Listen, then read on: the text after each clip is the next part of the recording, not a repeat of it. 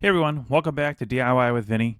If you've been following my series, in part 1 we completely renovated the landscaping, new river rock, floating granite steps, smart lighting everywhere, and honestly it changed the whole entire vibe of the backyard. Then in part 2 we rebuilt the deck from the ground up with composite boards, cable railing, fascia and railing lighting, and a bunch of design choices that were probably way more work than necessary. But hey, that's how we roll around here. But there was one idea I kept thinking about. It wasn't even a part of the original plan. It was just a fun what if I kept daydreaming about. And that idea became the entire focus of part 3.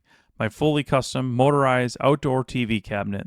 This project checks every single box for me. Engineering? Check. Woodworking? Check. Smart home integration?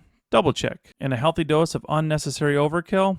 Absolutely. And yes, this thing literally rises right out of the deck. When I pictured that moment in my head, I knew I had to build it. So today I'm going to walk through how I designed and built a motorized outdoor TV cabinet that disappears into the deck, stays waterproof, and integrates with Home Assistant.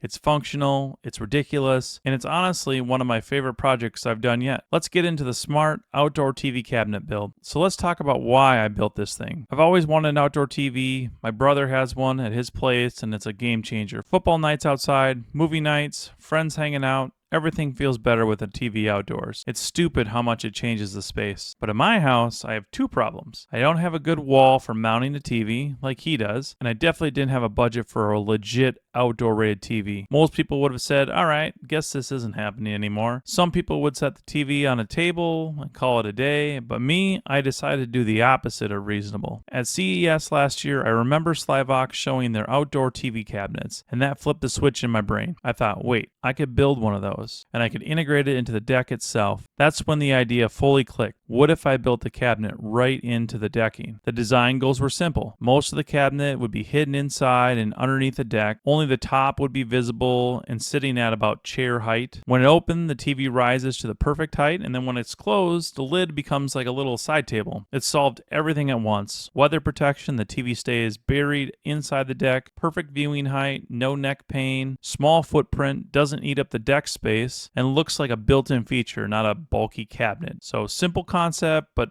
much trickier to execute. Now here's where things got fun. Even though I planned on using just a beat up old LCD TV and just hope for the best, I reached out to Slyvox just to share the idea. I figured maybe they'd say, cool build, have fun. Instead, they were totally on board. So they sent me a 50-inch outdoor smart patio series TV, and they also sent me the Elf S2 outdoor soundbar to test and review. I'll be doing a deeper dive into this product separately from this video, but I wanted to thank Slyvox for partnering on this build. They have some great deals on their TVs and some great prices compared to other brands. Obviously, this changed the build in the best possible way. We'll talk more about the TV's smart features in part 4, but here's a quick breakdown of what makes it perfect for this project. So the Slyvox 50-inch outdoor smart patio TV, this thing is built for outside, not kind of protected, actually outdoor use. Handles the sun, rain, snow, humidity, and dust. It has an anti-glare 4K display for daylight viewing, even with the partial sun models. Fully sealed, and it's a smart TV with all the apps built right into it. So you don't have to connect up any cable or anything like that. You can just use apps. The Elf S2 outdoor soundbar, same story. It's weather resistant, it sounds great, and makes movies and sports and music feel way more immersive, and it syncs perfectly with the TV, HDMI mode, which makes setting it up stupidly easy. This was just the beginning, because another star of the show is the Touchstone TV Lift. Before I show you the cabinet build, I wanted to highlight the centerpiece of this whole setup, the SRV Smart Wi-Fi Pro 360 Swivel TV Lift from Touchstone. I also partnered with Touchstone on this build. They've been great to work with and have great support. We had an interview with the CEO on our podcast. I'll go ahead and link the interview here when it's available.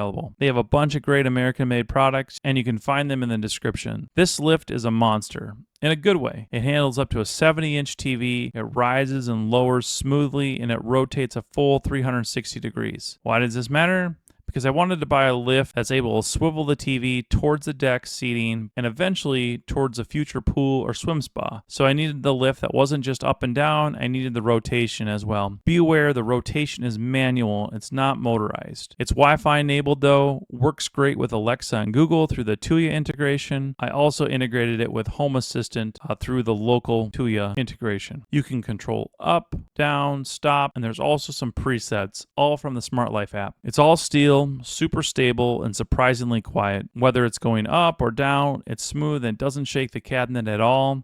This lift is the whole reason the cabinet design works. To size the cabinet correctly, I use the lift manufacturer's diagram. That's where the internal dimensions came from. My inside dimensions were 78 inches long, 40 inches tall, and 10 inches deep. And here's where I get to roast myself a little bit. Tip from the idiot here, don't make the depth only 10 inches. I assumed all TVs in 2025 were basically paper thin. Turns out outdoor TVs are beefy due to all the waterproof components inside. Once you add the mount and the lift mechanism, and things get tight real fast. If I were to redo this, I would make it at least 14 to 16 inches deep, minimum. Just a friendly public service announcement, you're about to see more ass than a toilet seat. On to building the structure. I built 2 picture frame style structures using green treated 2x4s. I got 1 frame for the front and then 1 frame for the back, and then I used horizontal and vertical supports in between, all made out of 2x4s. These supports will hold the lift on the back and on the bottom, and it also allows the whole cabinet to be leg bolted into the deck framing. Once the frame was built, I temporarily mounted the lift to check clearances and then also the operation. I can't stress this enough. Check your lift cabinet before boxing it in. It's much harder to do this after the fact. Then I used 4x8 foot sheets of green treated plywood, cover all the sides of the cabinet except the top. I caulked every exposed plywood edge for waterproofing and to prevent rotting. Plywood on its own tends to be quite waterproof as long as the exposed edges are sealed. To recess the cabinet into the deck, I had to cut out a spot of the existing joists and reframe them. I used 2x10s to create a beefy structure around the cabinet opening. This was basically like framing a window or the door. You're redistributing the weight so even a big boy like me can sit on the cabinet without it come crashing down to the ground. After framing, we dropped the cabinet into place. I was a little off on my measurements, so we had to recut the joists a couple times, but eventually we got it just right. We got the cabinet to sit level, so we didn't run into any issues with the composite cladding. Then came the leg bolts, lots of leg bolts, because the cabinet is essentially suspended in the air inside of the deck. Securing it properly really matters. Once everything was in place, the structure was rock solid. And here's a pro tip. I lowered the cabinet into the deck to have exactly 4 rows of cladding I was going to install later. That way, the visible lip would be flush with the top of the cabinet and I wouldn't need to rip any pieces. The next part was cladding the box with materials that would further waterproof the box and then make it look super fancy. I decided to use an all-weather cladding from New Wood Tech. This was the same material brand and color I used for the decking in part 2. This was a super easy to install system of interlocking boards with special trim pieces to finish off all the edges. I would highly recommend them. This cladding serves 3 purposes. It looks good, number 1. It adds weather resistance and then also ties the cabinet visually into the deck. On to building the lid. I also decided to use the same cladding for the top cover of the box. This is the part that seals the box from the rain and the snow. I used a 1x8 piece of cedar wood as a base that screws into the TV lift frame and then installed the composite cladding and installed F-trim around the edges to frame it in. Makes it look stylish and helps seal from the elements. Once everything was assembled, I used an outdoor rated epoxy to further waterproof the top of the cabinet and create a nice and smooth surface. To help with water and snow, I also added a rubber gasket seal around the underside. This helps create a tight seal when the lid closes. This is also where the contrasting board color came into play. By framing the cabinet in that second color, the finished look feels built in instead of an afterthought. To finish off the cabinet, I painted the bottom and the inside walls with black exterior paint to prevent additional rot and then also finish the look. Then I added 2 circular vents, one on each side. This helps airflow through the cabinet so heat and moisture doesn't build up inside. You'd be surprised how much moisture can accumulate inside the box. Now for the wiring. I drilled a hole for the lift control box cable and then also the power cable. I then installed the grommet I picked up on Amazon to keep out bugs and water. Inside the cabinet, I added a power distribution unit to handle the TV, soundbar, lift, and anything I really want to add later on. After powering everything up, I connected the lift to the Smart Life app and then integrated it into Home Assistant. From there, you can automate anything. Raise the TV when the deck lights turn on, close the cabinet when it's raining or having high winds, lower it automatically when no motion is detected for several hours, add lighting scenes when using the TV, and I'll show all of this in part 4. A couple things I would do differently next time. I'd make the cabinet deeper like I said earlier, and I'm serious about that. I love the design of the cabinet lid, but I think I could have used some countertop material like the compass rose in part 2. Another lesson learned is to use the presets on the TV lift to ensure proper height so it doesn't look out of place. Other than that, this build turned out better than I could imagined. So that's the full outdoor TV cabinet build.